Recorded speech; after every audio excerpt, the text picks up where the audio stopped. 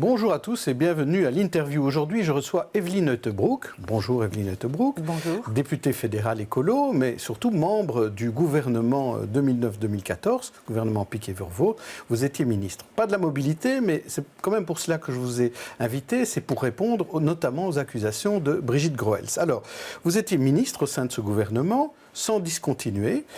Aviez-vous connaissance de ce fameux master plan tunnel de Brigitte Groels? Alors je vais être très clair. Et bon, Brigitte Groels, elle réagit un petit peu comme une bête blessée qui ne se retourne pas vers son clan qui est le gouvernement, mais qui se retourne vers l'opposition principale et les écologistes. Mais bon, il ne faut pas raconter n'importe quoi. On peut prendre toujours des bribes de rapports et puis faire son histoire. Mais l'histoire n'est pas correcte. Et peut-être que Brigitte Groels n'a pas des archives, mais les écologistes, nous avons des archives et nous avons une mémoire. Mais alors d'abord, le master plan, est-ce qu'il existait ou pas? Je suis très claire, et d'ailleurs M. Verwoerd l'a dit lui-même, d'autres ministres l'ont dit, un master plan n'est jamais venu sur la table du gouvernement. Par contre, des décisions ont été prises avec les écologistes en 2012, en 2013, en 2014 par rapport à des mesures qu'il fallait prendre d'urgence et des investissements qui devaient être faits. Par exemple, dans le tunnel boulevard Léopold II. Par exemple, par rapport à l'engagement d'ingénieurs dans les travaux publics. Ça a été pris parce qu'il y avait une urgence. Nous avons demandé, les écologistes, en 2012, d'avoir une vue globale sur les questions de mobilité, sur les questions d'entretien des tunnels, parce qu'on sait, attendez, ça ne date pas de 2012, ça date des années 90. Moi, je suis là aussi depuis 89, je le sais. Les questions sur l'entretien des tunnels, aujourd'hui, chacun se renvoie la balle. On va faire une commission, c'est très bien. On va voir les 5 dernières années, mais ça remonte à beaucoup plus longtemps. Et donc, nous avions dit, on veut aussi une réflexion sur la mobilité, et qu'elle vienne avec un master plan, qu'elle vienne avec ça. Alors, elle est venue, enfin, je veux dire, ses collaborateurs sont venus en intercabinet avec des éléments, avec... Et il paraît que vous les avez bloqués. Qu'est-ce qu'elle dit? Elle dit les écologistes ont empêché d'aller plus loin. Alors, c'est extraordinaire, parce que c'est la première fois qu'on va dire que des collaborateurs écologistes ont bloqué un master plan sur la mobilité ou sur les tunnels en intercabinet. C'est soit de nous donner énormément de pouvoir, j'en suis très contente, mais c'est soit de faire aveu d'impuissance. Alors, il y a d'autres plans en tout cas. Moi, je sais comment ça se passe dans un gouvernement. Nous avons aussi eu des plans et il a fallu se battre. Mais comment fait-on dans un gouvernement quand justement on n'a pas l'accord de tout le monde? C'est vrai que c'est peut-être peu connu toutes ces manières de négocier des plans. Moi, j'ai dû faire passer un plan air-climat, le code bruxellois de l'air et du climat, qui a mis longtemps. Nous avons bloqué pendant presque 2 ans dans les intercabinets parce qu'il y avait des questions de mobilité. Et les questions de mobilité étaient très sensibles.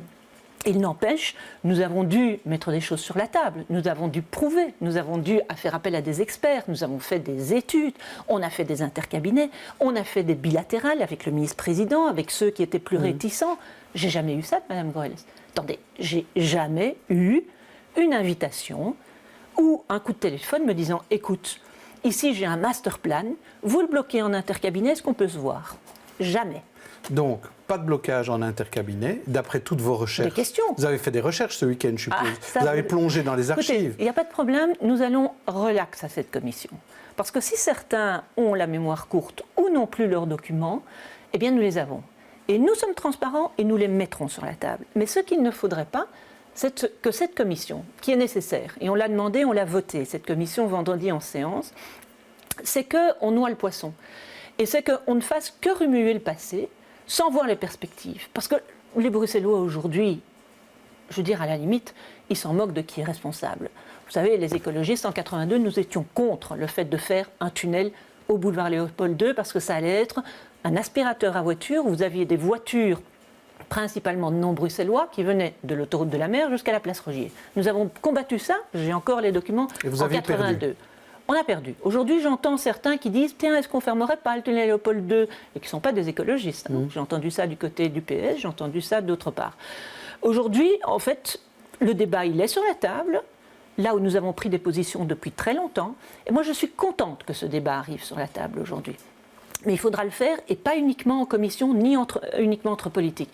Moi, je demande et je propose très clairement qu'il y ait une consultation populaire sur la question. La semaine passée, Écolo a fait une petite action sur la place Stéphanie en disant aux passants qui étaient là, à ceux qui empruntent les transports en commun, vous avez 1 milliard, il y a 1 milliard ici, on en fait quoi ? En connaissant le prix de la réfection d'un tunnel, en connaissant le prix du métro, en connaissant le prix des transports en commun et en demandant ce que vous voulez. Qu'est-ce que vous voulez dans les 10 ans qui viennent en matière de mobilité ici à Bruxelles ? Donc vous voulez faire une consultation publique, mais quelle sera la question exactement de ce genre de consultation ? La question, c'est de savoir comment, effectivement, quelle est la mobilité que les Bruxellois veulent. Est-ce qu'ils veulent effectivement, et je dis les Bruxellois principalement, parce que quand même, nous sommes Bruxellois, mais cette consultation peut être plus large. Et également les nafteurs qui sont wallons ou flamands et qui viennent travailler à Bruxelles, qui sont aussi une force économique, peuvent participer à cette consultation. Mais on veut quoi ? On veut mettre des centaines de millions dans la réfection d'un tunnel, ou bien est-ce que nous voulons aménager l'espace public ? Est-ce qu'on veut des pistes cyclables ? Est-ce qu'on veut plus de place pour les piétons ? Est-ce qu'on veut du covoiturage ? Est-ce qu'on veut un péage urbain ? Ce sont toutes des questions où je pense que le citoyen a droit de savoir, tout en ayant aussi les éléments budgétaires et de faisabilité en main. Est-ce que vous ne risquez pas de retarder les échéances ? Parce que maintenant, on a peut-être attendu trop longtemps, on se retrouve dans une situation de crise maintenant avec ces tunnels qui s'effondrent. Bien sûr, mais alors, du temps, on peut le faire. Ça ne veut pas dire que les décisions d'urgence ne doivent pas se faire. Ça ne veut pas dire... Donc vous êtes d'accord qu'on répare ? Écoutez, le tunnel Stéphanie, soyons clairs, je pense que des réparations doivent être faites. Sur les autres tunnels, nous ne disons absolument pas que demain, il faut fermer quelque chose, mais nous disons que ça ne doit pas être un sujet tabou. On doit pouvoir y réfléchir de manière plus large et à moyen terme, mais en considérant tous les autres aspects. Est-ce qu'on met plus d'argent dans les transports en commun et dans des transports en commun de surface, par exemple ? C'est important de le savoir. Vous savez, est-ce qu'on a le temps ? Aujourd'hui, quand on décide d'un métro, on l'aura dans 10 ans. Aujourd'hui, le RER, on nous dit, parce qu'il faudra discuter de ça aussi. Quand je dis global, c'est pas uniquement... Vous voulez rediscuter du métro ? Du métro Nord ? Il faut également que ce soit sur la table. Il faut que ce soit sur la table. On pourrait ne pas faire ce métro. Est-ce que, moi je dis, pas de tabou sur une mobilité générale. Et il faut que ça rentre dans la discussion également avec le RER. Est-ce qu'il va se faire finalement ? Est-ce qu'il va se clôturer ? Parce que ça, ce serait le pompon, que le RER ne soit pas fait. Les écologistes, depuis des années, nous avons porté l'idée d'un réseau express bruxellois. On a un outil incroyable qui sont les trains dans Bruxelles, où on n'a jamais augmenté les fréquences, on n'a jamais investi là-dedans, et qui nous permettrait effectivement, pour certains quartiers, d'éviter de creuser du métro parce qu'on pourrait augmenter les lignes de chemin de fer. Sur la question des parkings de dissuasion, on l'avait mis sur la table. Peut-être pas un parking de dissuasion, vous savez, sûrement pas Place Simonis, où on a essayé ça, ça ne marche pas, c'est évidemment beaucoup plus proche du centre. Mais en bout de ligne en Wallonie comme en Flandre. Vous savez bien que les Flamands refusent cela. Attendez, si on part... Est-ce que ce n'est pas juste du wishful thinking ? Voilà, ça pourrait être comme ça, mais avec notre feuilleté fédérale, régionale et communautaire, c'est difficile de mettre tout le monde autour de la table. Je vous entends bien, mais si on part avec cette idée-là, effectivement, il n'y aura rien qui se fait. Aujourd'hui, j'entends du gouvernement bruxellois de manière très, très mal. J'ai entendu M. Van Engel qui tape du poing sur la table, j'ai entendu M. Vervoort, tous... eh bien, qu'ils se mettent tous ensemble, flamands et francophones, parce que ce n'est pas une question communautaire. Puisque, vous le savez, d'ailleurs, nos ministres de la mobilité ont principalement été néerlandophones jusqu'à présent. Il y avait même un Groen. Il y a eu Groen aussi. Et donc, ce n'est pas du tout une question communautaire, il ne faut pas le tourner en tant que tel. Mais donc, je pense que si le gouvernement bruxellois, de manière très forte, en concertation avec la Flandre et la Wallonie, parce que je crois qu'il y a moyen de trouver des alliés, dit nous avons un plan de mobilité, mais qui ne soit pas uniquement retranché sur Bruxelles, qui soit en collaboration avec Tech, Delaine, avec la SNCB, je pense qu'il y a moyen de mettre... Et ça rapidement, hein. Attendez, ne nous enfermons pas dans une commission uniquement sur le passé. Malgré tout, les écolos n'ont pas eu... une tendance un peu anti-voiture de manière générale. Est-ce que vous n'avez pas influencé les gouvernements, finalement, à peut entretenir ou peut rénover les tunnels. Alors, est-ce qu'il n'y a pas un mea culpa à faire là-dessus? Alors non. Alors certains vont dire que nous sommes des anti-voitures. Non, nous sommes pour de la qualité de vie en ville. Qu'est-ce qu'on dit aujourd'hui? Qu'est-ce que vous avez lu ce matin dans le journal? C'est que nous sommes attaqués par l'Europe en Belgique et à Bruxelles, et je le sais bien, j'étais ministre de l'Environnement, par rapport aux questions de pollution de l'air. Oui. Une des principales causes, ce sont les voitures.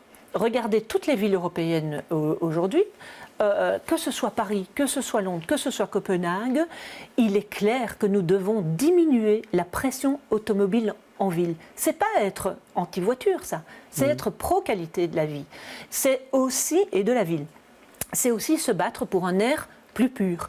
C'est aussi permettre, si on a moins de voitures en ville, que ceux qui doivent absolument prendre leur voiture, parce qu'on est commerçant, parce qu'on est infirmière, parce qu'on a ces métiers-là où on doit se déplacer.